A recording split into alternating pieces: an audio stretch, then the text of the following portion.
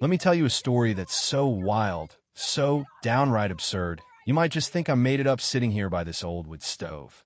But I promise, it all happened out here where Tennessee kisses the North Carolina line, in a patch of woods where peace is supposed to be simple as breathing.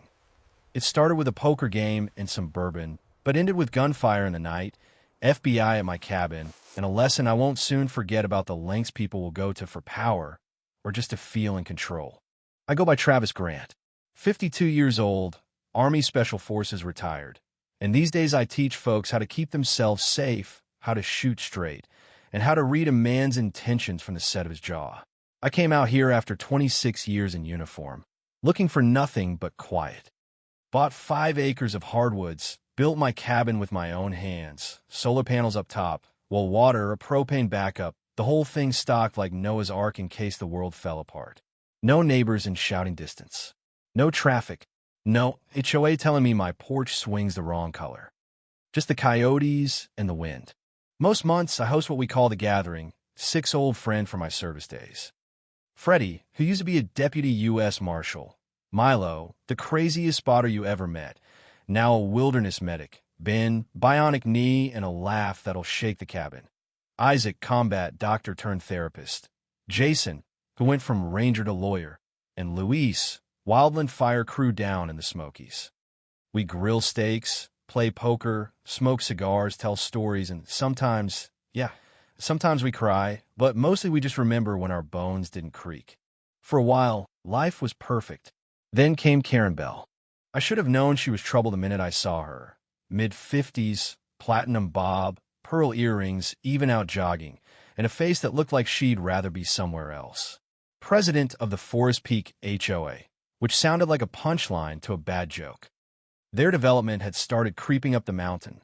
Cookie-cutter cabins, satellite dishes, a bunch of folks named Todd who'd never chopped wood in their lives. But my land was separate, private, surveyed, and registered outside any HOA line. I checked a dozen times. Karen didn't get the memo. First came the side eyes from her Lexus at the end of my gravel drive, then binoculars from her cul-de-sac like she was hunting terrorists in the brush. She watched every friend who visited. Milo's overlanding rig, Isaac's trauma kit, which, looked a little tactical, Jason with his satellite phone. To Karen, we must have looked like a militia squatting in her suburban fantasy. It started small, neighbors gossiping, Karen asking if anyone's seen drills happening in the woods. I laughed it off. Then came her first move, a full-page community safety alert in the HOA newsletter, warning about non-resident activity with a nice little dotted red circle on a map that landed right over my cabin. Freddie called me up, cackling, "You're a threat vector, brother.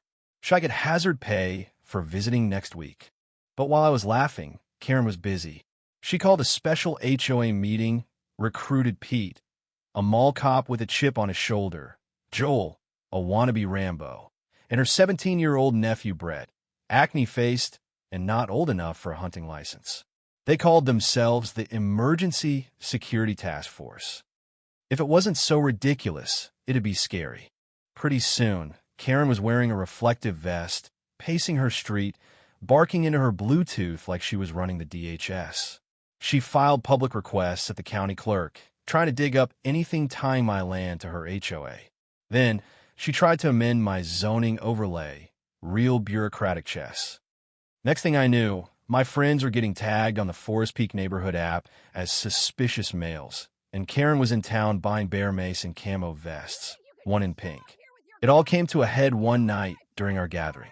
We just finished dinner. Ribs, bourbon, old jokes. Daisy, my blue heeler, picked up on something first. Ears up, low growl. Then came the metallic clink, footsteps in the brush. Freddie saw it too. We killed the lantern. Then the shouting. "You are surrounded. This is HOA security. Drop your weapons and exit with hands visible." I swear, I almost laughed, except for the guns pointed our way. Pete, Joel, Brett with a trembling shotgun, and Karen herself, wearing a pink windbreaker under a flak vest. They crossed my fence, armed, shouting orders like they had any kind of authority. Freddie stood up, hands open, calm as a preacher. "You're trespassing on private land. armed without consent or authority. That's a felony. Karen started spouting off about hostile compounds and unauthorized personnel. Jason started filming. Milo hit the panic button on his phone, pinging the sheriff. Ben kept still. Isaac stepped up, tried to talk them down. Then Brett, the kid, tripped. Luis moved like lightning, disarmed him, had him face down in the mud. Suddenly, sirens cut through the woods, blue lights slicing through the trees. Sheriff Callahan showed up, and that was that. Karen screamed about domestic threats, but the sheriff just shook his head.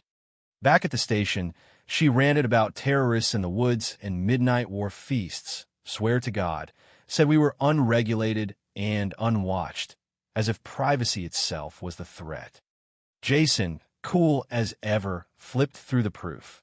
Forged HOA meeting records, fake signatures, phony votes to justify surveillance on my land. Turns out, Karen had been plotting for months, fabricating documents, forging names, including a guy who'd been dead 6 months, emailing real estate consultants about annexing my property as a security corridor. This wasn't about safety. This was about power and money. Next came the Civil War. Karen sued me in federal court, called me a paramilitary threat, tried to trigger land seizure. Her expert witness, some security consultant, turned out to be a fraud, his PhD from a diploma mill, bankrupt and banned from federal court. Jason tore them apart in cross, and the judge threw out the injunction, referred Karen and her lawyer for investigation. The feds got involved. Conspiracy, intimidation, forgery, misuse of HOA authority, unlawful militia activity. Karen's emails showed she'd been contacting fringe citizen defense groups, using their templates to draft her fake resolutions. The Forest Peak HOA crumbled, board members quit, residents sued, news cameras showed up. When the trial hit, Karen looked small and tired. She got 12 years, no parole for 7. Pete got 6, Joel 7, and Brett went into juvenile reform. The HOA dissolved. County took over. My land, still mine, still quiet. And the lesson? It's this: power in the wrong hands is a poison. Karen thought rules didn't apply to her, that she could fake her way into owning what wasn't hers. But you can't steal peace from a man who's earned it. And when you cross a line, sometimes you find out that the other side was never yours to claim. These days, there's a new sign at my gate: private property. We play poker. We grill meat. Without a warrant, you're not invited. The boys got a kick out of it. We laugh about it now, but there's a steel gate and cameras just the same. You never really go back, not after someone tries to take what you bled for. So, let me ask you, where's the line between defending your peace and going too far? When does neighborhood watch turn into a witch hunt? Drop your thoughts down below. Share your stories. What would you have done in my boots? And if you've ever tangled with power-hungry folks or stood your ground for what's right, I'd sure like to hear about it.